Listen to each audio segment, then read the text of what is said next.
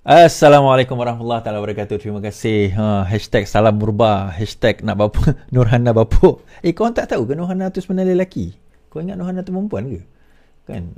Dia lelaki tapi dia setia pada saya kan. Saya ada beberapa pengkhianat pula. Pembenci saya yang setia. Dia ada dipanggil apa? The apa kata? Haters yang tapi dia haters. Dia memang benci kita daripada awal. 5 tahun saya live, 5 tahun dia follow saya dan 5 tahun dia maki saya.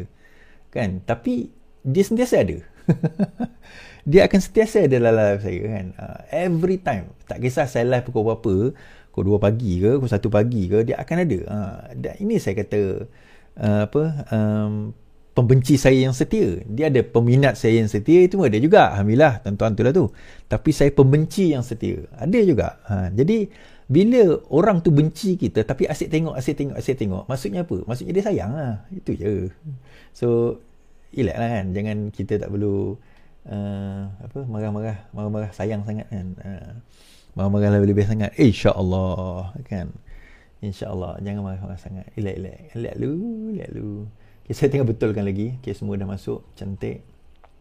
Semua dah ada. Semua dah masuk. Baik. Dan terbaik. Terima kasih yang ada. Terima kasih juga yang setia menunggu. Terima kasih yang share tadi. Dayang Aisyah. Terima kasih. Dayang, apa khabar Dayang? Salam Dayang. Terima kasih Dayang antara sahabat kita yang ada. Benci tapi sayang, benci tapi rindu. Alamak, itu lihat lirik lagu tu. Kan benci tapi sayang, benci tapi rindu kan. Tak apa, biar dia. Kan. Nak mundur pilih PAS. Hashtag nak mundur pilih PAS. Malam ni kita akan tengok nak mundur pilih PAS satu hal. 170 juta tu rupanya Mail Sabri makan seorang. Kata UMNO lah.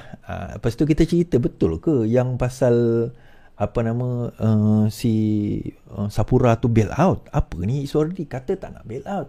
Sekarang dah kena bail out pula. Alamak, anda ni kan. Tap love tuan-tuan, tap love. Tolong siapa yang ada kat live kita ni, tolonglah apa kata share live, kemudian komen yang elok-elok. Yang tak elok pun komen je lah. Saya tak kisah pun. Komen je lah. Yang tak elok, tuan-tuan tanggung dosa sendiri. Yang elok, tuan-tuan dapat pahala sendiri. Kan senang. Kan sebaiklah pahala dan dosa tu bukan kita yang tentukan kan. InsyaAllah.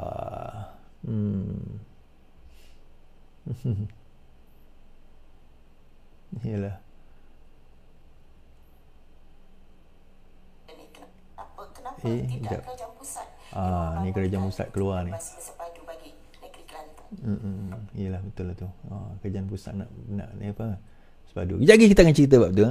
Itu dia punya apa? Baik. Semalam ni nak ceritalah. Baik, kita masuk cerita dia ni. Semalam ada rakan kita lah, saudara Kojak telah meninggal dunia 2 hari lepas lah meninggal dunia semalam. Pengkubur media meninggal pukul 8.30 malam, pukul 9 macam tu. Pronoun death pukul 9 oleh isterinya. Setelah habis buka puasa, dia collapse. Lepas tu bulan datang di dalam keadaan dah tak boleh bernafas. Dia check pernafasan semua dah tak boleh. Buat CPR pun dah tak boleh. So pronounced dead I think around 9+. Kemudian, dan terima kasih YB Fahmi Fazil yang mengucapkan salam takziah kan.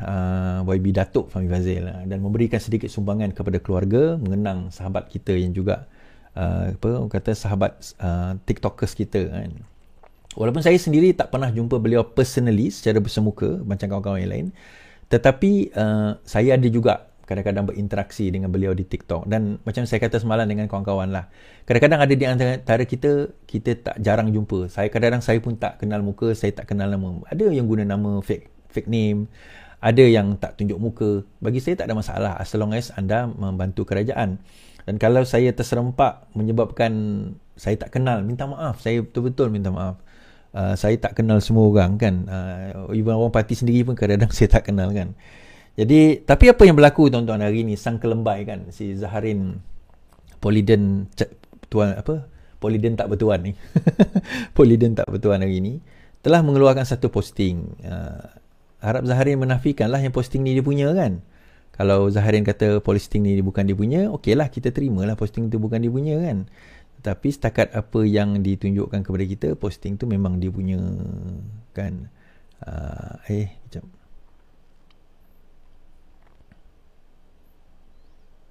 Okay.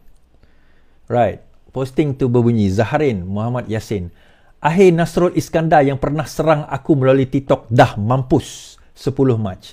Lain kali buat kerja rumah pasal aku sebelum serang aku. Aku tak maafkan dunia dan akhirat penghinaan terhadap aku. ZMY. Dah mampus dia kata. Kejap. Saya tak share pun. Dah mampus dia kata ni. Zahrin kata kan. Dia kata dah mampus dia kata. Okay. Yang pertama sekali kan. Kalau Zahrin mampus, aku tak akan cakap macam tu dengan dia. Tapi sebab dia masih hidup, so aku boleh cakap lah. Kalau dia dah mampus, aku tak kisah. Kan, aku takkan cakap mampus dengan dia tu. Kan? Dan saya ingat lagi, pertemuan pertama dan terakhir saya dengan Zahrin. Zahrin, mungkin Zahrin ingat kot, kita jumpa kat Mamak tu kan. Masa tu dia tengah-tengah, dia kata dia jumpa nampak saya. Dia kata, sorry, dia kata. Dia datang je. Kau tak tahu dia tunjuk gambar kote. Ingat tak Zahrin, kau tunjuk gambar kote kat aku? Bukan gambar kote kau. Gambar kote siapa yang kau tunjuk tu?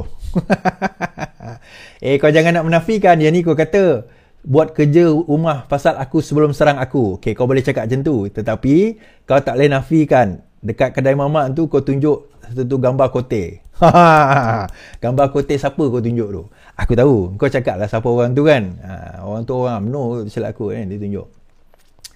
Kerja Zahrin ni, dia memang daripada dulu macam tu. Dia poliden tak bertuan lah. Dia poliden tak bertuan. Dia memang cari di mana dia boleh bantai dalam... Dia style bantai, dia style Papa Gomo lah. Cuma sekarang ni dia tak ada bertuan. Tak ada orang nak bela dia. Bukan bela dia. Tak ada orang nak bela dia. Banyak tanggungan tapi tak ada orang bela. So dia kulu kile lah.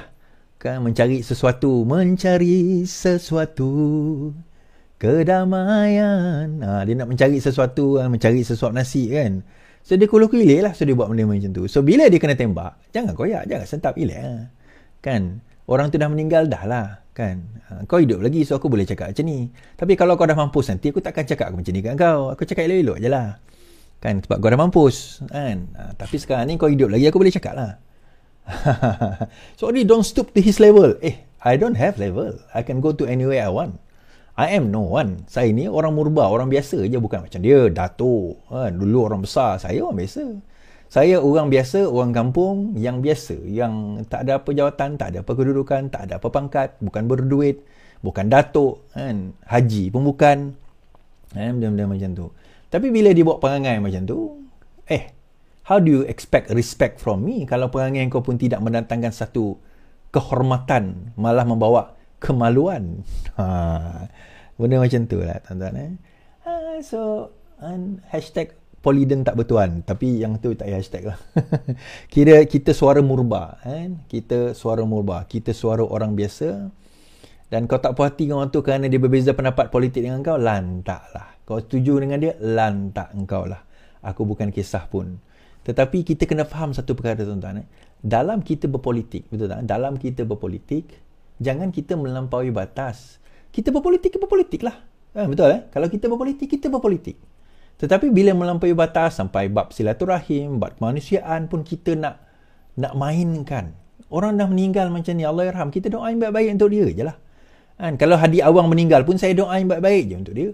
Kita doakan kesejahteraan. Sebab ujungnya, at the end of the day, perbezaan politik kita tidaklah akan dapat membatalkan akidah kita sama-sama Islam.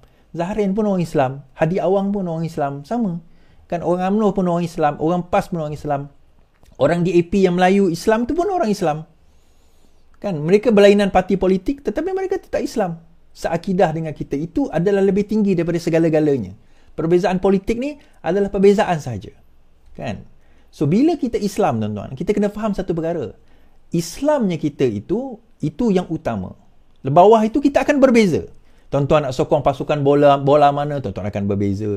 Tuan-tuan nak sokong negeri mana, tuan-tuan akan berbeza. Tuan-tuan nak pergi beraya beraya kat mana pun tuan-tuan akan berbeza. Kan? Dengan anak, dengan bini, dengan suami, akan ada perbezaan. Itu biasa. Tapi jangan hanya kerana perbezaan itu, maka kita akan buang yang atas ni, silaturahmi, kata orang Indonesia. Silaturahim ini kita nak buang. Takkan kerana itu. Kerana akidah kita nak buang. Takkan kerana itu. Kan? Jadi biarlah, habislah dekat situ. Okey.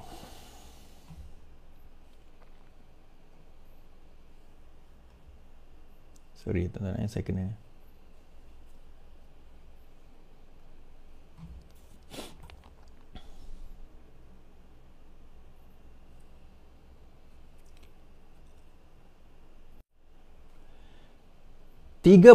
Julai bicara injangsi 1MDB bekukan aset Rosmah lebih 346 juta US dollar atau 1.2 bilion.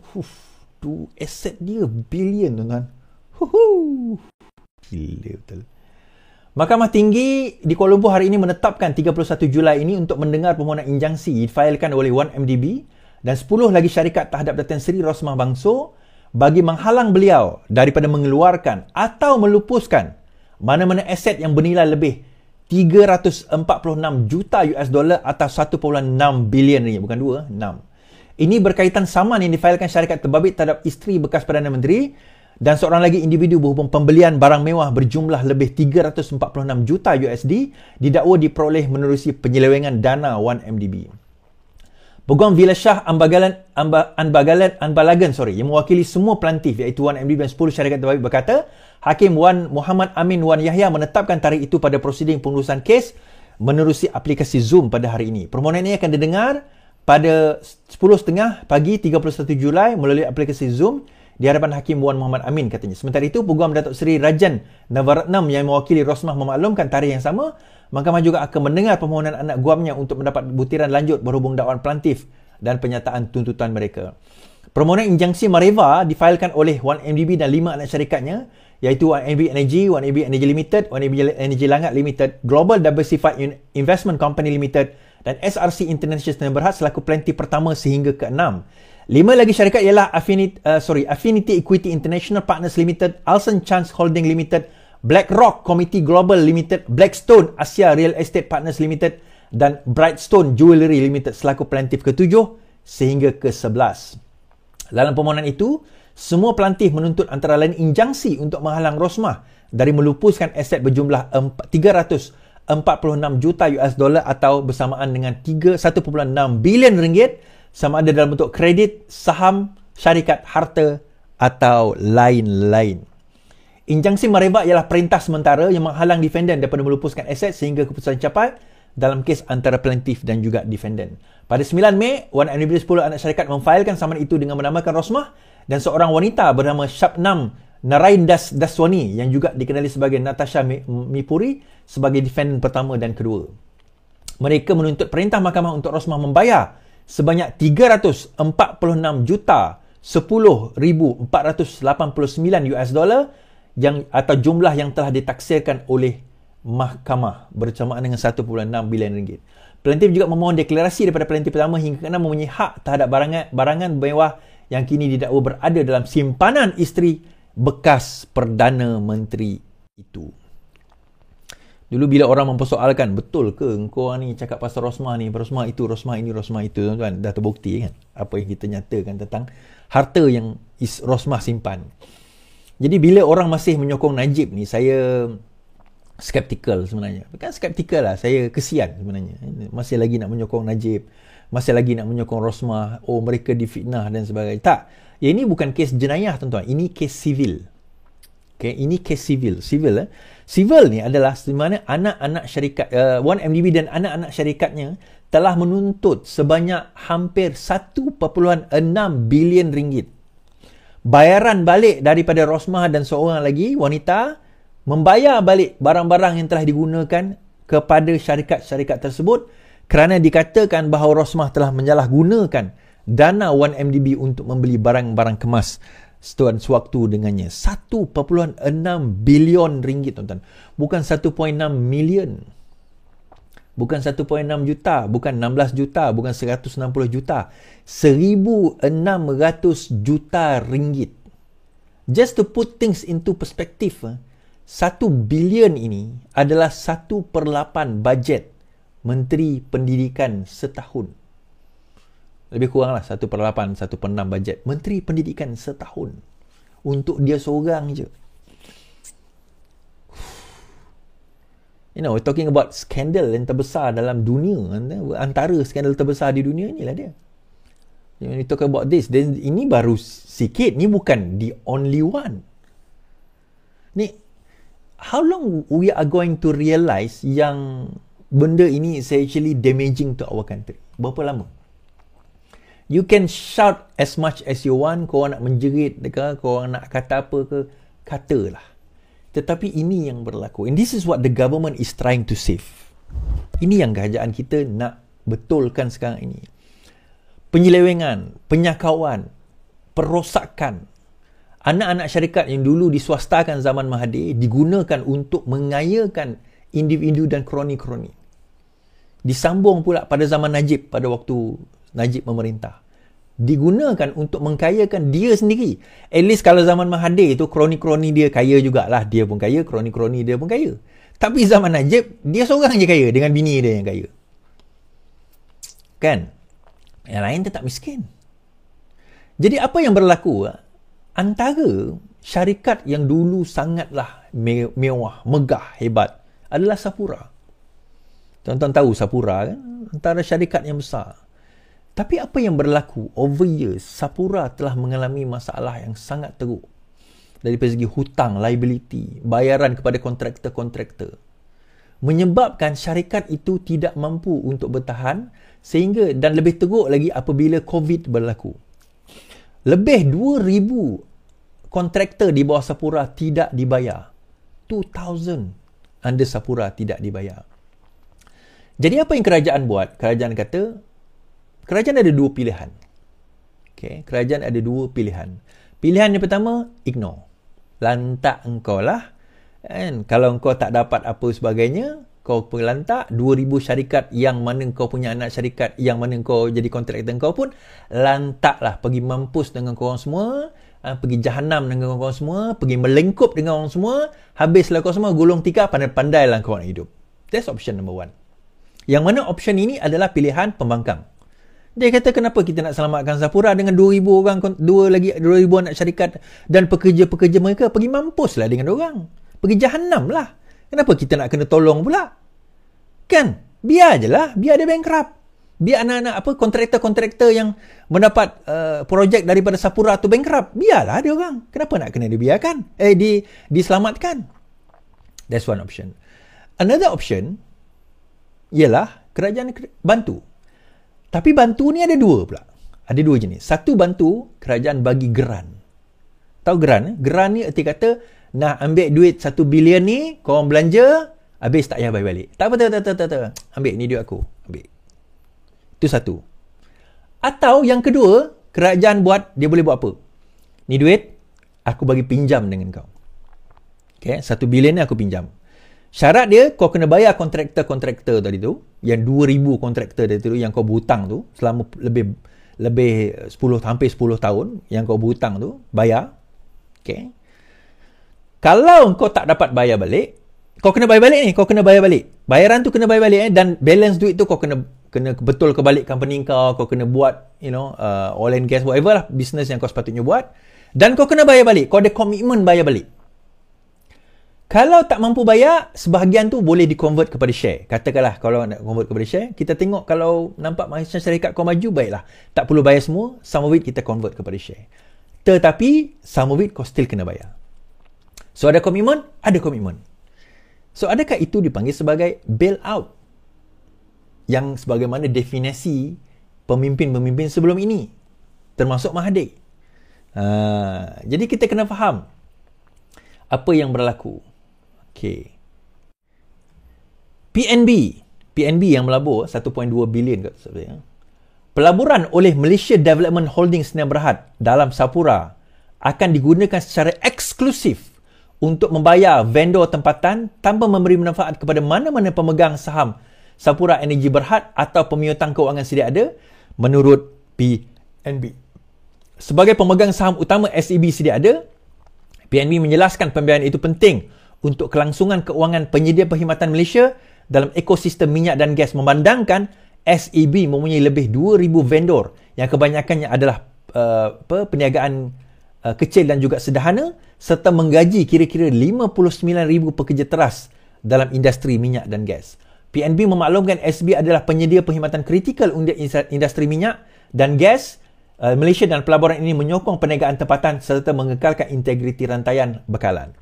Memelihara SCB dan ekosistem minyak dan gas yang lebih luas adalah penting untuk kesenangan projek yang menyumbang kepada hasil dan jaminan tenaga. Malah inisiatif itu memastikan kestabilan dan kemajuan keseluruhan rantaian di layan minyak dan gas Malaysia menurutnya.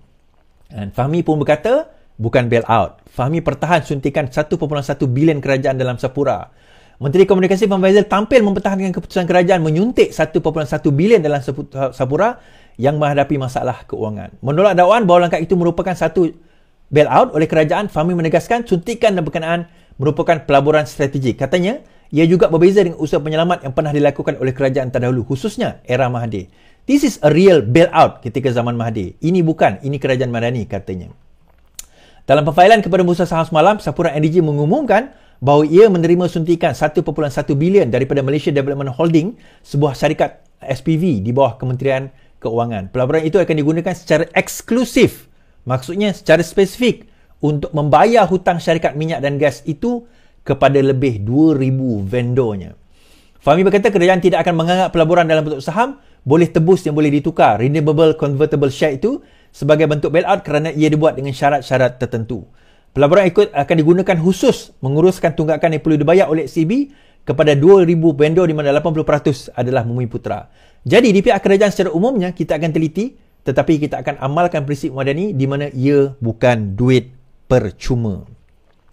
Fahmi berkata pertimbangan yang diambil kira ialah perubahan dalam Sapura Energy dan kerajaan mahu syarikat itu berada dalam kedudukan LF Memampan. Okey, terdahulu Ahli Parlimen Bacok Syahrir mempersoalkan rasional penyaluran dana awam berjumlah 1.1 bilion kepada sebuah syarikat yang berdepan kerugian. Okey. Right. Saya ulas sikit benda ni. Apa yang berlaku tuan-tuan? Kenapa perlunya kita nak kerajaan kena bagi pinjaman kepada Sapura ni? Macam saya kata tadi, ada lebih 2,000 vendor. Bagi Perikatan Nasional mudah je, biar dia bankrupt lah. Biarlah 80% vendor 2,000 company itu bankrupt. Biarlah dia orang tutup gulung tikar. Biarlah dia orang jahanam dengan apa yang berlaku. Lantak dia orang lah. You know? Why should we care? We are the government. We shouldn't care. Okay. We shouldn't care kalau company itu tidak berada di dalam Malaysia. Tetapi kalau dia dalam jumlah 2,000 PKS dengan Sapura, dengan dia merupakan salah satu rantaian penting dalam oil and gas, sedikit sebanyak dia akan affect kita punya investment, kita punya ekonomi. Itu nombor satu. Nombor dua, ada orang kata, nanti dia letak duit dalam Sapura, Sapura akan cabut lari. Nak lagi mana? Cabut lari gimana?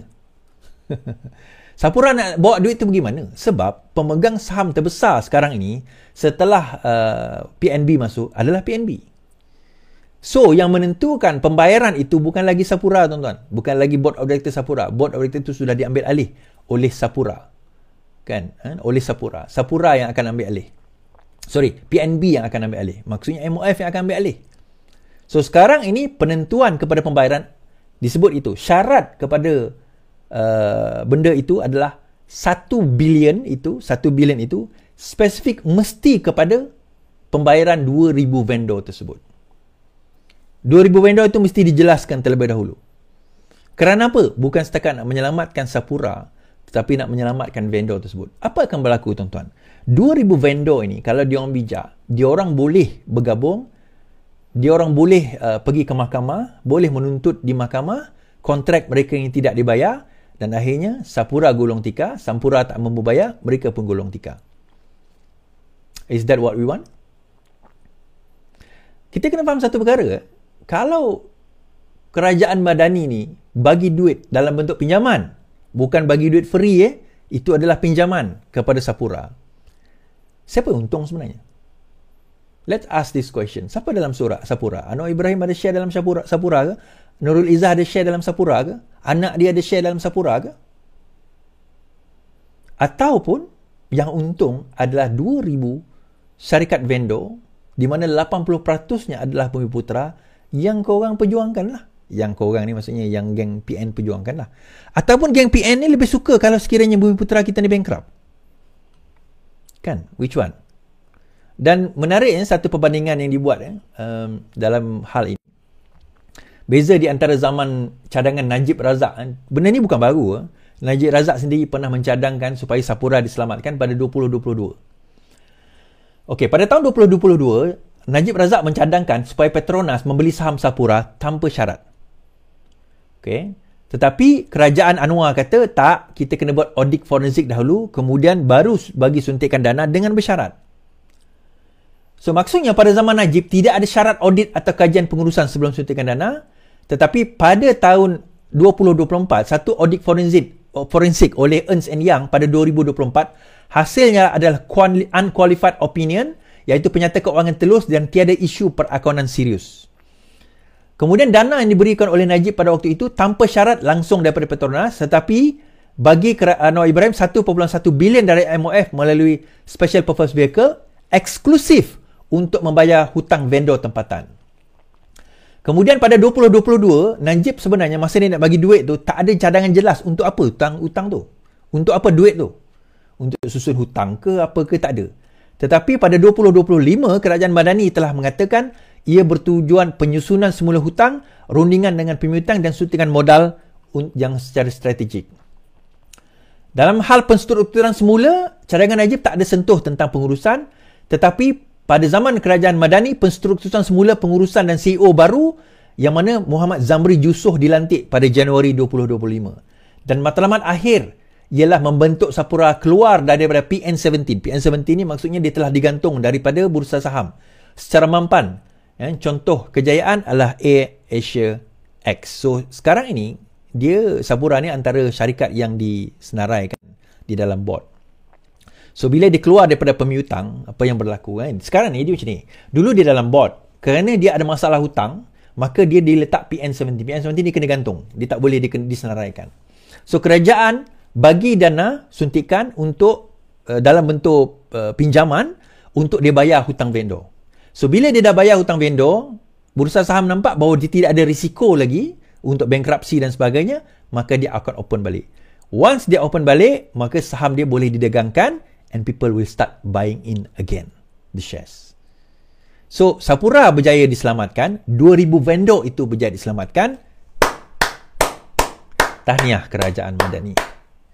You are the government who works for the people. 2000 vendor diselamatkan, 80% Bumiputera, 59,000 pekerja. Syarikat terbesar yang disenaraikan di dalam bursa saham telah berdaya diselamatkan dengan pinjaman 1.1 bilion di mana syarikat itu kena bayar balik. Now, kat mana ayat yang saya sebut tadi itu tak reasonable? Which part of that is not reasonable? You tell me. Dekat mana perkara yang saya sebut tadi tak reasonable? Which part? Oh, telah menggunakan dana awam, bentuk pinjaman. Pinjaman itu akhirnya sama ada dia bagi balik. Kalau company itu maju, maka kerajaan ada share di dalam company yang maju. Boleh pulangan balik. So which part?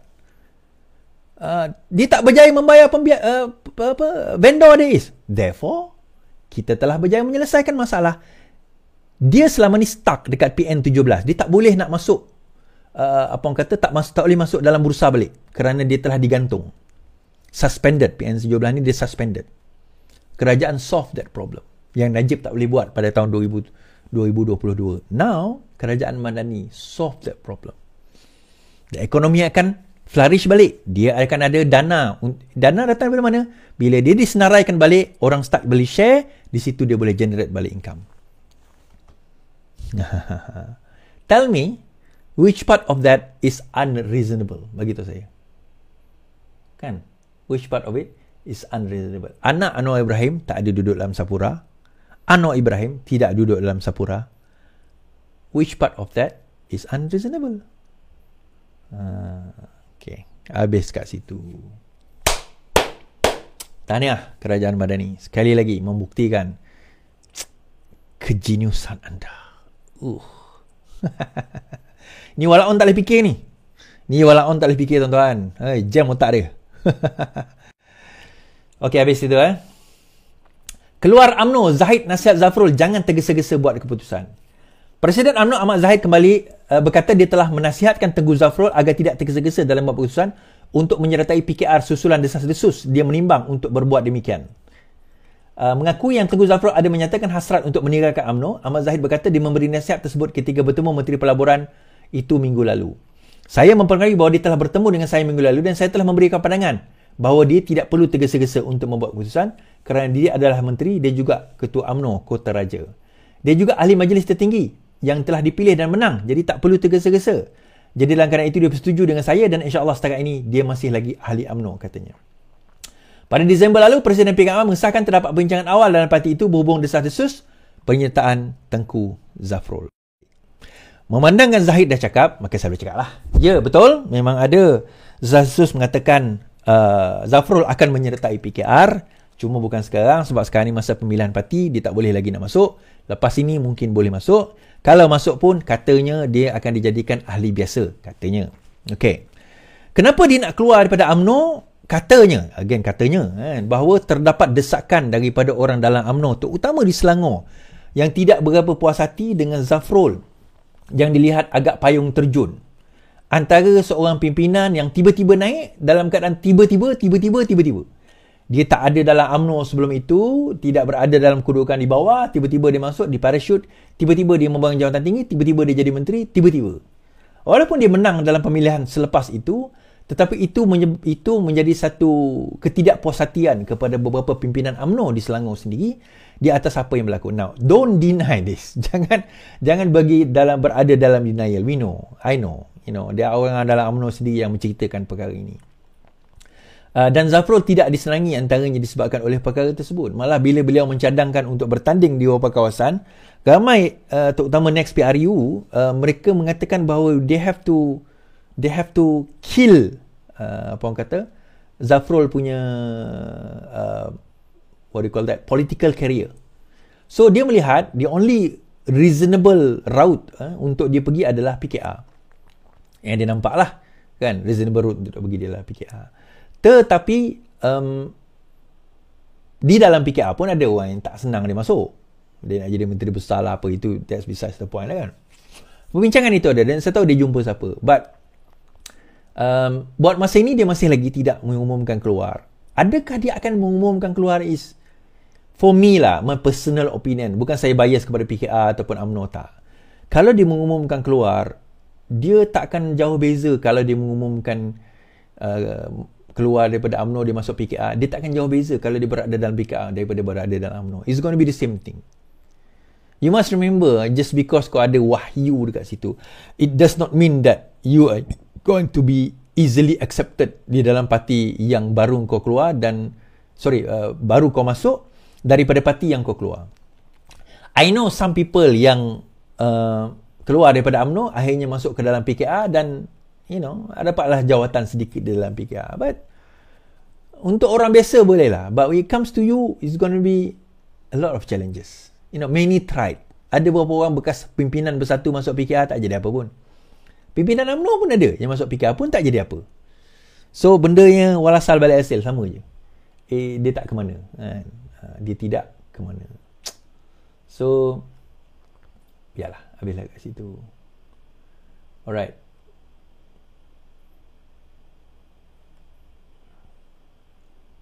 Okay. Hal skandal Sabah lah. Pemberi maklumat tak goyah selepas Azam dedah nama penuh.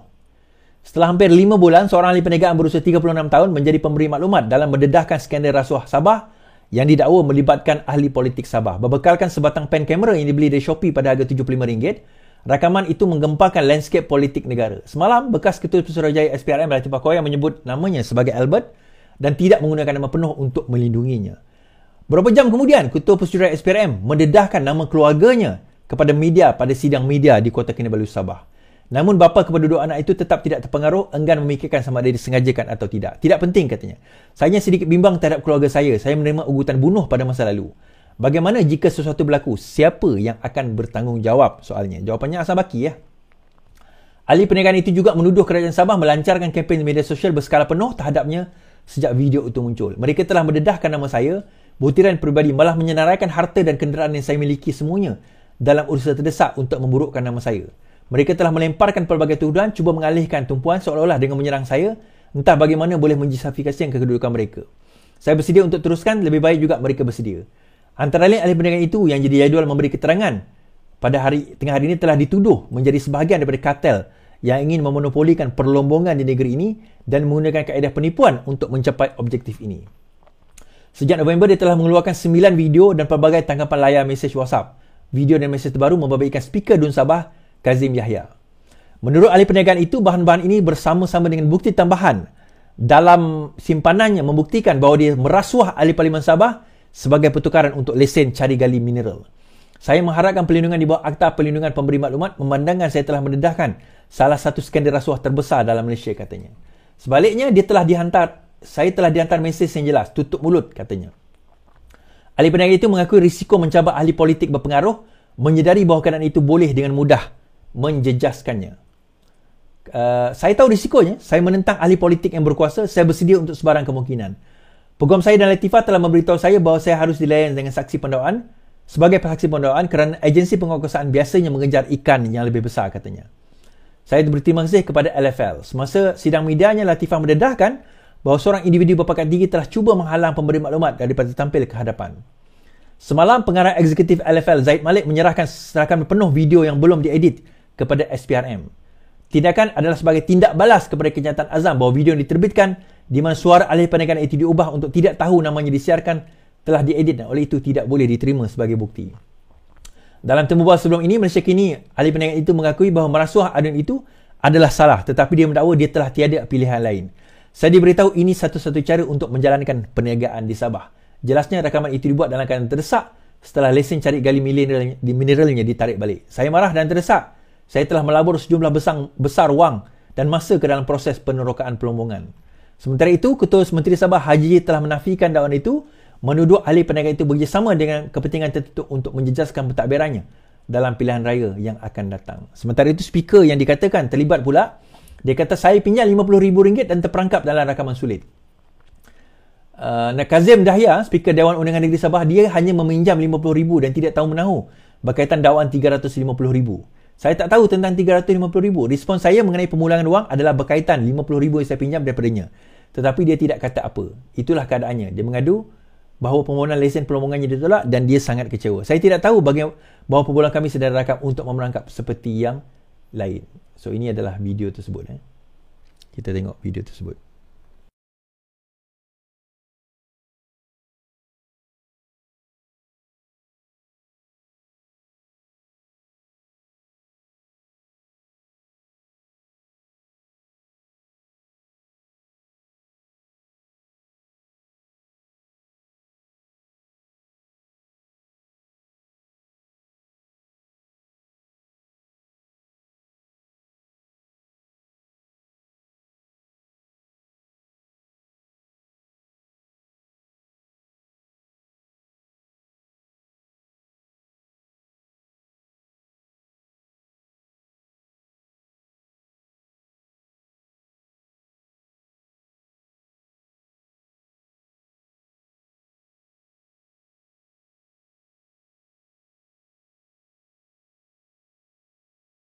Bayar premium sebab syuting sudah lulus ni semua kena tolak.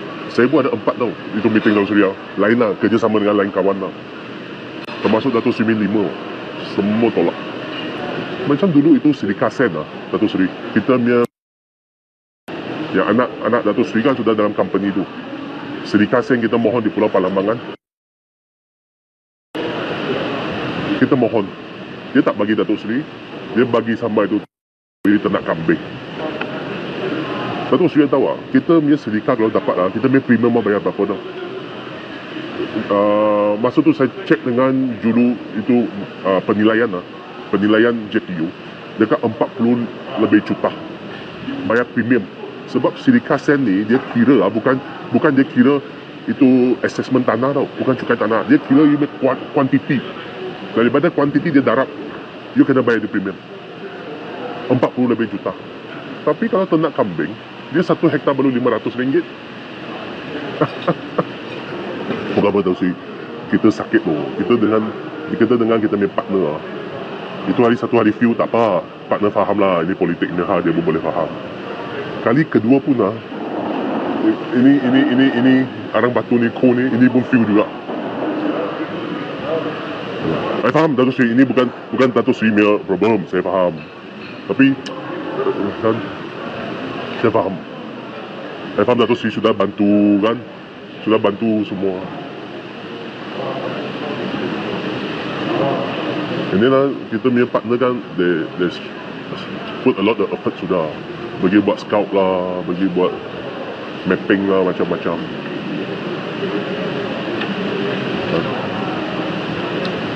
It's okay, saya dah cakap dengan partner saya, dia cakap tak apa. Actually saya tak cakap siapa tahu belakang. Sampai sekarang pun saya tak sebut siapa. Dia tahu politician lah. Dia tahu someone lah, politician, tapi dia tak tahu nama semula. Saya tak pernah sebut lah. Jadi dia pun bilang, it's okay, itu 350,000. Itu sudah advance tu dia cakap, nantilah cari barang lain gantilah. Dia okay. Sebab dia tahu dia politik mah, dia faham. Tahu sih, saya just nak confirm dengan Dato' Sri sikit aja lah. Itu hari punya itu.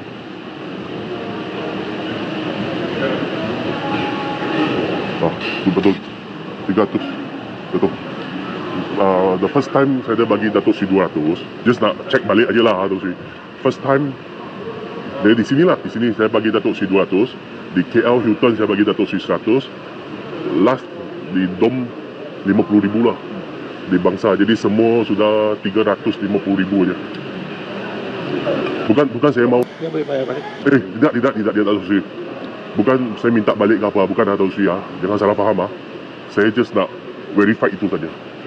Jangan salah faham ah Dato' Sri ah. Jangan salah faham ah. Saya risau bah. Dato' Sri, saya ada question mark sikit lah. Dato' Sri ada minta apa-apa dengan dia lagi kan selain ini? Ke Dato' Sri dapat, I don't want to involve lah, tapi I mau tahu saya dapat besar dia barang. Saya minta barang. First time saya minta itu saya yang dalam mangan. Lepas itu tak dapat. Ini second time saya minta. Sebelum ni Dato' Sri pernah minta. Borneo ni saya tak pernah minta. Saya tak pernah minta.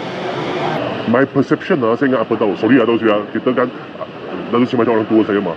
My perception saya ingat Dato' Sri sudah minta something big. Ada. Sebab tu dia tak mau kasih yang kecil. Ini actually dia sangat kecil aja mah. Lesson cari gari aja mah. Exploration lesson lah. Bukan minta uang, bukan minta tanah.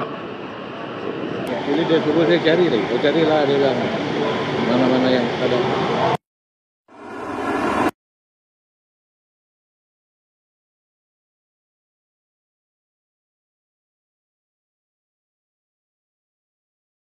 Dia kata kau carilah bilang mana-mana. So dalam tadi dia kata bahawa tak, saya dia pinjam 50,000 je. Saya nak bagi balik 50,000 tu. Dia kata macam tu kan. Tapi dalam video tadi saya rasa macam jelas je bahawa dia nak bagi duit tersebut kepada dia sudah bagi pun kepada speaker. Kalau dalam video tersebut lah. Dia macam dah bagi kepada speaker kan. Jadi dalam hal ini, skandal Sabah, SPRM merakam keterangan ahli perniagaan lebih 5 jam. Ahli perniagaan mendedahkan video dan mesej WhatsApp yang membongkar salah laku beberapa adun di Sabah disoal selama 5 jam di ibu pejabat SPRM. Okey. Dia memberitahu Malaysia Kini soal sesat itu bermula jam 11.30 pagi dan berakhir jam 5 petang. Peguamnya, Mahajud Singh dari LFL, turut hadir sepanjang sesi tersebut. Dia macam inilah tuan-tuan. Skandal itu kalau betul berlaku siasat. Saya tak faham kenapa tiba-tiba bila sampai ke peringkat ini Azam Baki dia macam kecil telur. So kalau Azam Baki dia rasa benda ini tidak patut disiasat, saya rasa Azam Baki patut dipindahkan. Atau Azam Baki patut ditukarkan kepada orang lain sebagai pengarah SPRM yang baru. I think it's about time dah. Kontrak dia nak habis dah kot. Ke dia renew? Saya tak tahulah. Kalau dia tak mampu untuk menyiasat skandal yang berlaku di Sabah ini, I think it's about time untuk dia ditukar. I do not care. Saya dah kata, saya tak kisah. DAP pun kena siasat sekarang ni. I don't care. Inilah kerajaan madani. We don't care. Kau buat salah, kita ambil tindakan. Whether you are the government or not the government, we don't care. Kita bukan macam Perikatan Nasional. Pilih kasih. Kan? Kalau kawan dia tak dakwa. Dia yang sakau lebih. Kita kerajaan madani. Kau salah, kau kena terima hukuman dia. Saya kena denda 5,000. Ustaz Wan Ji kena penjara 9 bulan. Sanusi kena bebas, tuan-tuan. Di bawah kerajaan madani ni. Sanusi kena bebas. Kesalahan semua Akta Sultan, kesalahan berkaitan dengan Sultan yang juga agung. Kan? Alright. So, kesalahan, sebut tentang kesalahan. Kes Ismail Sabri, wang jongkong emas tiada kaitan dengan dana politik UMNO. Akhirnya Ismail Sabri makan seorang rupanya. UMNO sekali lagi menegaskan penemuan wang tunai dan jongkong emas dalam siasatan membabitkan bekas Perdana Menteri Ismail Sabri Yaakob tiada kaitan dengan parti itu. Presidennya Ahmad Zahid berkata wang tunai dan emas yang disita SPRM tiada kaitan langsung dengan dana untuk pilihan raya UMNO. Kita berpendirian bahawa UMNO tidak pernah terlibat dengan wang dan jongkong emas yang telah disita oleh SPRM. Ia tiada ada kaitan langsung untuk dana politik ataupun kutipan yang dibuat oleh UMNO, katanya. Esok SPRM akan jangka akan mengambil keterangan Ismail Sabri yang kini merupakan suspek dalam kes rasuah dan pengubahan wang haram. Pada 3 Mac, Ketua Pencurian SPRM dilaporkan berkata Ismail Sabri ada suspek bagi kes tersebut susulan penemuan 170 juta dan juga wang tunai berjumlah 16 kg jongkong emas yang bernilai juta ringgit. Adakah UMNO terlibat di dalam dana tersebut, duit tersebut? Tidak. Macam saya kata hari itu, bahawa duit itu antara lain sepatutnya digunakan oleh Ismail Sabri untuk melawan Zahid Amiri di dalam pemilihan. Okay. That was the intention in the first place. Itu adalah intention pertama yang sepatutnya digunakan. Tetapi ia tidak digunakan sedemikian kerana desakan Zahid pada waktu itu untuk mempercepatkan pilihan raya umum. Tuan-tuan ingat, pilihan raya umum dicepatkan daripada Mei kepada September. Mei 2023 kepada September 2022. Jadi dia tak sempat. Jadi dia tak gunakan dana itu untuk UMNO. Dia kata, tapi mampuslah, buat apa nak bagi ke UMNO? Kan? Kau yang nak susah, biar kau kalah. Biar kau melingkup. At least kalau kau melingkup pun, aku tetap ada duit. Dia tak cakap macam tu lah. Tapi I think dalam intention dia cakap macam tu lah kan. So what happened is, even sekarang ini orang UMNO sendiri duk maki Ismail Sabri. Masa pilihan raya punyalah susah kita, tak ada duit. Bertolak bergadai, nak pergi cari dana, dia kata. Lawan Perikatan Nasional yang duit berjuta-juta. Engkau rupanya ada 100 juta, lebih hampir 200 juta. Engkau tak guna untuk parti. Inilah dia pengkhianat UMNO sebenar. Ini orang UMNO cakap, bukan saya cakap. Orang UMNO cakap. Inilah dia pengkhianat UMNO sebenar, kata mereka. Jadi dana itu berkaitan dengan UMNO? No. Saya boleh kata tidak. It was never meant for UMNO pun. Dia tidak digunakan UMNO. It was meant sebenarnya untuk dia, kan saya pernah kata dahulu, dia sepatutnya lawan untuk jawatan presiden. Menangkan jawatan presiden. Lepas menang itu, dia sama ada dia ataupun orang dia, Syamuddin dan sebagainya, menang jawatan presiden, bergabung dengan PAS serta bersatu. That was the intention. There's always been intention. Tetapi mereka tak sedar Zahid pun bukanlah orang baru dalam bermain politik, pencaturan politik. So dia buat pengumuman, dia buat usul, ahli buat usul, tidak ada pertandingan presiden dan timbalan presiden kot. Tak ada pertandingan. Jadi semua jam. Takkan tiba-tiba dia nak membantah. Kalau dia membantah, nampak sangat dia melawan. Di situlah terkantornya mereka bahawa hakikat sebenar duit itu yang seperti mana yang saya sebutkan tadi. Jadi Tuan-tuan nampak, dana dah dibekukan, bersatu dah kena buku dana. Rupanya Ismail Sabri jumpa 170 juta yang dikaitkan dengan Azmin, jumpa berjuta-juta. Kita tak jumpa lagi, tak cerita lagi yang dikait dengan Anwar Musa. Kita tak cerita yang dikaitkan dengan Hamzah Zainuddin. Kita nampak 300 juta yang dikaitkan dengan Muhyiddin Yassin, dah kena dah. 6 juta yang dikaitkan Wasiful Wanjan, dah kena dah. So benda-benda macam ni sekarang ni mula terbongkar sedikit demi sedikit. Baguslah untuk Azam Baki, tetapi Azam Baki jangan takut sangat dengan Sabah. Pilihan raya dah dekat dah, buat siasatan je, apa nak takut. Haji G pun belum tentu dia boleh menang. Kalau dia clean, dan saya percaya dia clean. Saya percaya sebab saya nampak semua yang duk ambil duit ni orang bawah ni je. Haji G tak bagi pun mining license pada orang tu. Haji G tak bagi. Kalau Haji G bagi, baru kita kata bahawa dia merasuah. Tetapi orang ni duk cari orang di sekeliling Haji G, duk bayar untuk dapat lesen daripada Haji G, tapi Haji G tak bagi pun. So saya percaya mungkin Haji G tolak idea tersebut, mungkin. Kan? But ini speculation. Buat siasatan. Biar rakyat puas hati dalam siasatan tersebut. Kalau dia tak bersalah, apa nak takut? Kalau dia tak bersalah, apa dia nak takutkan? Okay, habis kat situ. Hashtag, tuan-tuan. Ni cerita tentang KB Kelantan. Kelantan punya KB Central. Rundingan gagal. Kelantan ambil alih projek KB Central. Kerajaan Kelantan memutuskan untuk mengambil alih projek pembinaan terminal bas bersepadu KB Central lebih kurang 30 juta ringgit setelah rundingan dengan Perak Transit gagal mencapai kata sepakat. Timbalan Menteri Besar Kelantan, Datuk Muhammad Fazli Hasan berkata, keputusan itu dibuat setelah mengambil kira kekangan masa dalam menyiapkan projek berkenaan. Kita telah berunding dengan Perak Transit tetapi berdepan beberapa kekangan, termasuk permintaan mereka yang tidak dapat dipenuhi. Rundingan terakhir berlangsung minggu lalu dan hari ini kita putuskan kerajaan akan mengambil alih projek ini. Kita mahu KB Central disiapkan seiring dengan projek ECRL kerana ia perlu beroperasi bersama. Oleh itu, kita tidak boleh menunggu lebih lama, katanya. Menurut beliau, kerajaan negeri turut merancang menambah beberapa elemen baru dalam projek berkenaan dan optimis ia dapat disiapkan dalam tempoh 2 tahun seperti yang ditetapkan. Tetapi sebelum ini, kerajaan negeri cakap akan siap pada tahun 2022.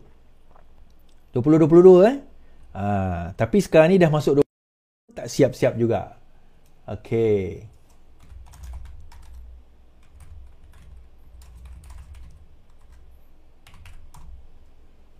Pada tahun kalau tak salah 2022.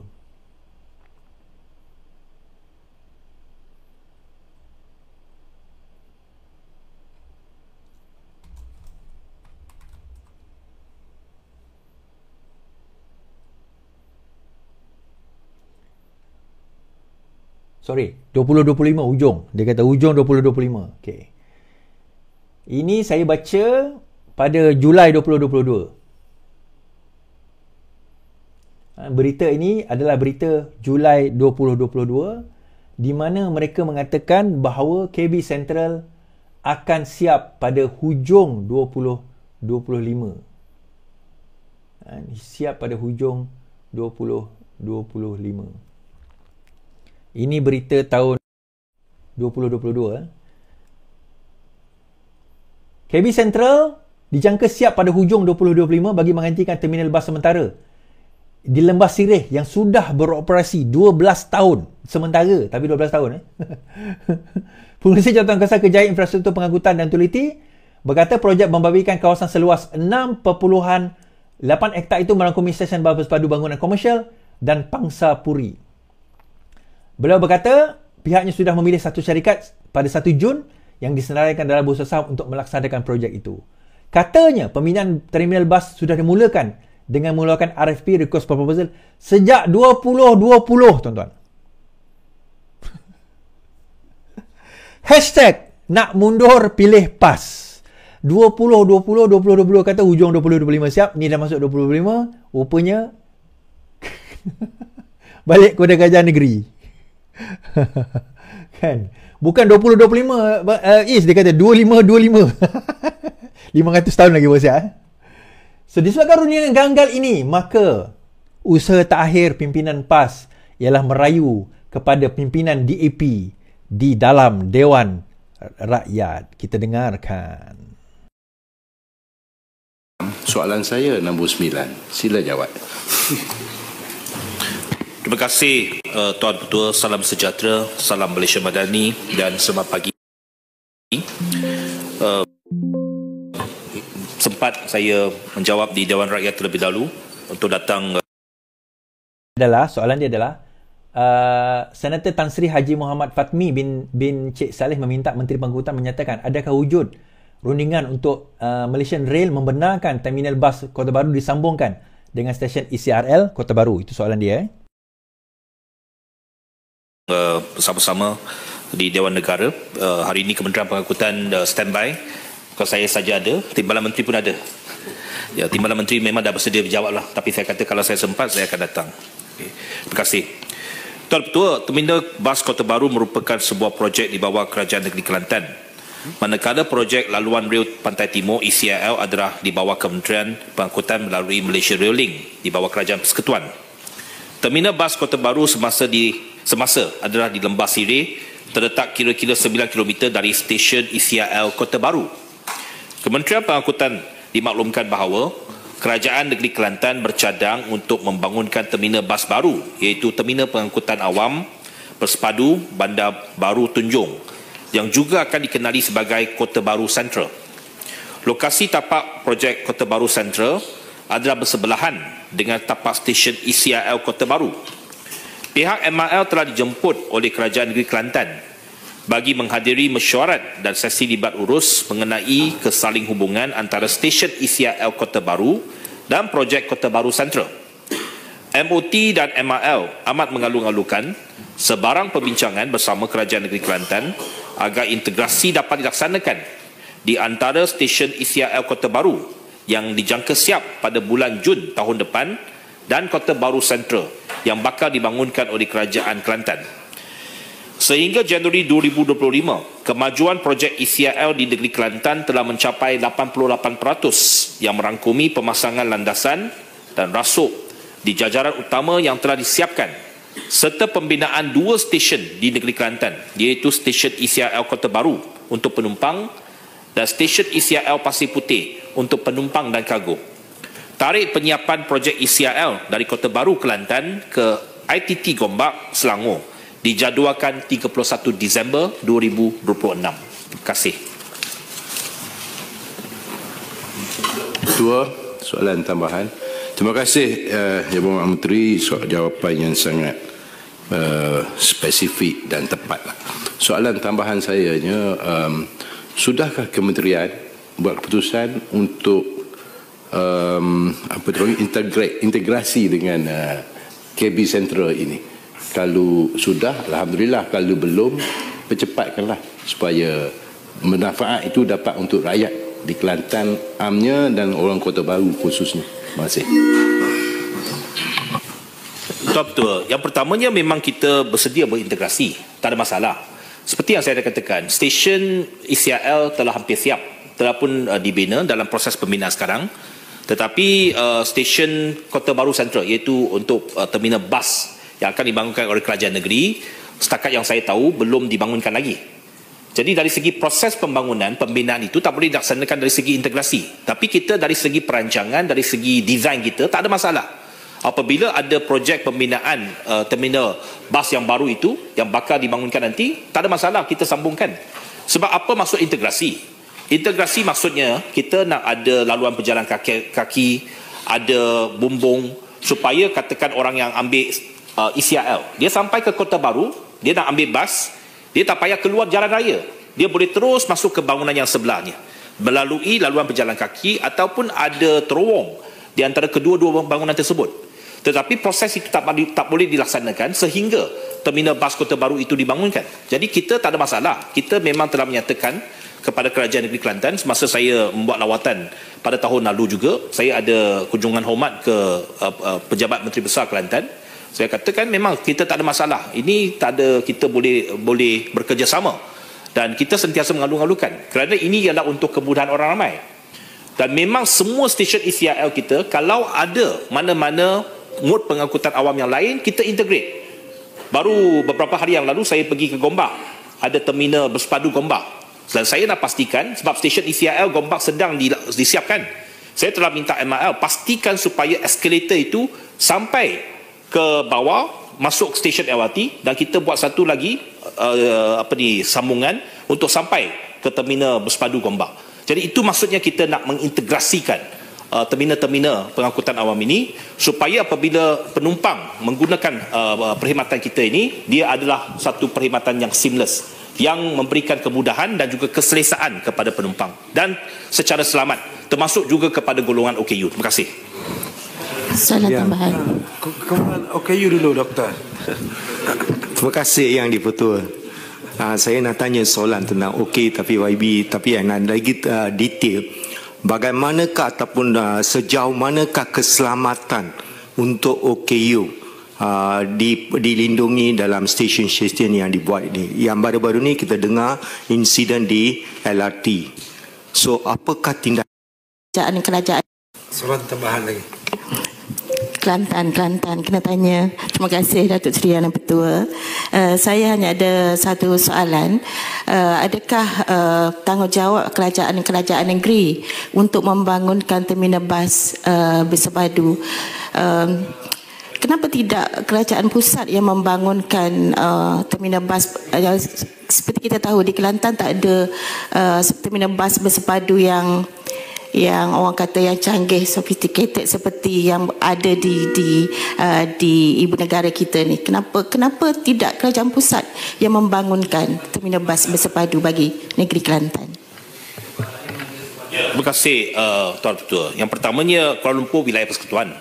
Jadi sudah tentu kalau di bawah wilayah persekutuan, dia tanggungjawab kerajaan persekutuan lah untuk membina terminal bersepadu dan ibu kota. Secara kebiasaannya dan secara praktisnya, kalau semua negeri, kita lihat semua negeri, memang terminal bas bersepadu itu di bawah negeri dan dibangunkan oleh negeri, terutamanya oleh pihak BBT masing-masing. Termasuk kawasan saya, Seremban pun, terminal bas bukan bawah kenderian Kementerian Pengangkutan. Dia dibangunkan oleh Majlis Bandaraya Seremban dan ada pembangunan dan juga pelaburan oleh pihak swasta. Cuma di Kota Baru, sebenarnya kerajaan negeri Kelantan, kalau bagi saya memberikan sedikit pandangan, dia tak perlu pun peruntukan daripada kerajaan untuk membangunkan stesen tersebut. Sebab tanah milik kerajaan negeri. Sebab yang paling penting ada tanah. Tanah pula bersebelahan dengan terminal bersepadu, terminal ECRL. Jadi tanah itu, kalau kerajaan negeri boleh berusaha sama, kerjasama dengan pihak syarikat swasta akan melabur untuk membina fasiliti tanpa peruntukan oleh kerajaan sama ada pihak persekutuan ataupun negeri. Jadi saya berharap ini boleh diusahakan bersama untuk kita bangunkan. Sebab apabila ada stesen bersepadu dan tambah pula ada stesen ECRL, sudah tentu ada peluang perniagaan, ada commercial value dia. Jadi ada pihak swasta yang sanggup melabur untuk membina bangunan tersebut dan mereka operate. Apabila operate, dia adalah ruang untuk menyewa kepada peniaga-peniaga, ada tanda papan iklan tanda dan sebagainya. Jadi ini memang ada satu model pembangunan yang baru. Jadi untuk makluman yang berhormat, bukan saja Kelantan, semua negeri lain pun kerajaan persekutuan tak ada peruntukan untuk membina terminal bersepadu. Dan memang ini adalah usaha sama oleh pihak kerajaan negeri dan PBT, dan ini terpakai di semua negeri, dan saya berharap pembangunan melalui model ini dapat dipertimbangkan di Kelantan, dan supaya saya juga mengharapkan Kota Baru ada satu terminal bersepadu yang kebetulan berada bersebelahan dengan stesen ECRL. Ini akan memudahkan dan membangunkan kawasan tersebut. Terima kasih.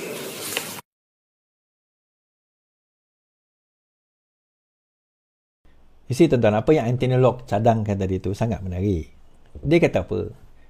Kamu nanti tanah, sebab kerajaan negeri ni perlu sedia tanah je. Okay, dia perlu sedia tanah. Tanah tu nanti akan dibina di sebelah ECRL yang akan siap. 80% ECRL Kelantan dah siap tau. 80% dah siap. Tinggal 20% lagi. 80% dah siap. Dijangka bila? Wah, tahun depan mungkin boleh siap. Now, kalau dia di sebelah ECRL, so value tanah tu sebenarnya dah naik. Dan mana-mana kalau kerajaan negeri tak perlu keluar duit, dia berbincang dengan mana-mana syarikat sekalipun. Syarikat itu, syarikat swasta boleh datang melabur, boleh membina. Kan? How much is the cost? Kalau ikut bacaan saya lebih kurang dalam 30 juta je. Kalau 30 juta, bukan 30 bilion tuan-tuan, 30 juta. Kalau 30 juta kerajaan negeri tak boleh fikir, Gombak dah nak siap dah. Kan? Terminal bersepadu Gombak dah nak siap dah. Tapi Kelantan tak boleh nak datangkan 2022, 2020 dia dah bincang benda ni. Masuk 2022 kan apa dipanggil? Kata nak siap hujung 2025. Ini dah masuk 2025. Kan nak masuk 2025 pun tak siap-siap, tiba-tiba keluar kenyataan yang saya baca tadi, akan kembali ke kerajaan negeri. Bermakna 2022 sepatutnya start projek, 2023, 2024, 2025, 3 tahun buat. Okeylah, logik 3 tahun buat. Bila kembali kerajaan negeri, hari ini kerajaan negeri announce akan kembali balik kerajaan negeri, dia nak cari kontraktor tu, katakanlah ambil setahun. Ambillah hujung bulan ini, hujung tahun ini. So maksudnya projek itu start 2026, 27, 28, 29. 3 tahun lagi baru nak dapat bus station KB bersepadu. Teruknya kau orang punya pentadbiran. Tak, soalan saya mudah tuan-tuan. Kalau stesen bas pun kau tak boleh nak buat dengan dilayan hanya 30 juta, Macam mana kau nak takbir Malaysia? Sebab tu saya terfikir, kenapa ketua pembangkang tu bukan daripada PAS? Ketua pembangkang tu daripada Bersatu. Kenapa cadangan untuk jadi Perdana Menteri itu bukan datang daripada PAS? Cadangannya Muhyiddin Yassin ataupun Hamzah Zainuddin. Samsuri itu pun Muhyiddin Yassin yang sebut. Dia berseloroh je. Sebab dia tahu bahawa PAS tak mampu nak mentadbir. PAS tak mampu nak mentadbir, tuan-tuan. PAS tak ada duit, Kelantan tak ada duit. Are you sure? Are you sure Kelantan tak ada duit? Ataupun kerajaan negeri Kelantan yang tak pandai macam mana nak menjana pendapatan. Saya selalu kata, politik adalah pengurusan manusia dan negara. Politik adalah pengurusan manusia dan negara. That's what politik is. Tak pernah politik ni tentang agama, tentang bangsa. It's never been about that. Politik ni bukan tentang agama, bukan tentang bangsa. Politik adalah pengurusan manusia dan negara. Tapi sebab kamu duk berkempen, Islam, Melayu, Islam, Melayu, Islam, DP. Maka the essence of politik Islam, membangunkan negeri itu, membangunkan rakyat dia, hilang dalam pertimbangan kamu. Dapat 400 juta, beli Mercedes Benz, tambah bini baru. Tak salah, nak kahwin 4, kahwin lah. Settle masalah kamu nak kahwin lah. Kan? Kan kahwin lah, tapi settle dulu masalah rakyat. Settle dulu masalah rakyat. Sebab itu pun tak boleh nak settle, macam mana kamu nak majukan negara dan negeri? Hashtag nak mundur pilih PAS. Tuan-tuan floodkan komen. Hashtag nak mundur pilih PAS, nak mundur pilih PAS, nak mundur pilih PAS. Dapat duit, pergi tambah bini. Dapat duit, pergi tambah Mercedes. Apa ni? Kan? Bayar gaji, pendapatan, gaji. 100 juta kepada pekerja-pekerja dia. Pembangunan negeri tak mampu. Pembangunan negeri sendiri tak mampu nak buat. Hashtag nak mundur pilih PAS. Come on, flood the comment, tuan-tuan. Saya nak flood the comment. Nak mundur pilih PAS, nak mundur pilih PAS. Nak mundur pilih PAS, nak mundur pilih PAS, nak mundur pilih PAS. Kita dah buat ratib baru dah sekarang. Nak mundur pilih PAS. Kita buat macam tu je. Nak mundur pilih PAS, nak mundur pilih PAS, nak mundur pilih PAS, nak mundur pilih PAS, nak mundur pilih PAS. Tak apa Is, biar kami mundur janji Islam. Tak lah, aku Islam juga, kami maju. Kan? Kenapa? Siapa kata kalau maju itu tak boleh Islam dan Islam itu tak boleh maju? Orang ajaran sesat yang kata macam tu, tuan-tuan. Kalau kita pilih Islam, kita akan mundur. Sesat kamu. Sesat lagi menyesatkan ajaran kamu. Nak maju, Islam lah jawapan dia. Kami Islam, negeri kami maju, tak ada masalah pun. Itu alasan kamu. Kan? Itu alasan kamu nak mundur pilih PAS. Tu je. Next pilihan raya, kita kata nak mundur pilih PAS. Kita buat VTT, kita buat apa, komen semua. Kita tulis je kat situ, nak mundur pilih PAS. Apa janji dia boleh buat, tuan-tuan? Sapura pun dia suruh tutup je. 2,000 vendor Melayu, 80% Melayu, dia nak suruh tutup je. Itu jawapan dia. Bayar hutang, dia tak kerti. Syahir yang berdebat dengan Rafizi pasal bayar hutang tu. Dia suruh tutup hutang, tak payah bayar. Kan? Suruh tutup je, tak payah bayar. 2,000 vendor tu lantak pi lah korang, pi mampus lah. Kan? So akhirnya tinggallah pembangkang yang pembanggang. Saya tengok sendu je TikTok wala on bila dia orang bincang hal ekonomi kan. Sebab tu dia orang lebih attack hal peribadi. Kan dia lebih attack personality kita, dia attack kita punya rupa, kita punya body shaming, dia attack yang tu. Sebab dia buat ekonomi dia tak reti. Tak, nak cerita buat ekonomi apa? Kita tak cerita bilion, trilion investor luar lah apa, tak ada cerita tu, tuan-tuan. Kita cerita hal buat stesen bas, for God's sake. Stesen bas sementara Kota Baru tu, sementara dia 12 tahun dah. 12 tahun. 12 tahun sementara. Bila 2020 dia cadang nak buat 2025, 5 tahun dah berlalu. Tak siap-siap. Ni balik kerajaan negeri nak buat, baru nak plan balik. ECRL dah siap dah, tuan-tuan. Orang lain rumah dah siap dah. Dia baru nak fikir, alamak, raya dah dekat ni, minggu depan dah raya. Kita nak, esok nak raya, bukan minggu depan. Esok nak raya, hari ni nak buat kuih apa? Ada, ya, itulah. Kan itu level pemimpin, bukan pemimpin Islam. Ini bukan pemimpin Islam ni tuan-tuan. Ini pemimpin yang memalukan Islam. This is not what my religion taught me. Ini bukan apa yang agama saya ajar. Agama saya mengajar pemimpin Islam seperti Amir. Seperti Aminuddin, dua menteri besar, PKR of course kan. Seperti Datuk Seri Anwar Ibrahim, seperti On Johor, Melaka, Perak, itu baru pemimpin Islam. Okay, Melaka ni antara GDP terendah, tapi Melaka tak ada apa. Okey lah. Negeri dia kecil, dia tak ada natural resources. Okey lah. Dia hanya berharapkan pelancongan. Okey lah. Tapi negeri yang ada pantai bersepadanan pula dengan Thailand. Pelancongannya bukan makin maju di Thailand, tapi tak spill over. So, siapa gagal? Siapa yang gagal?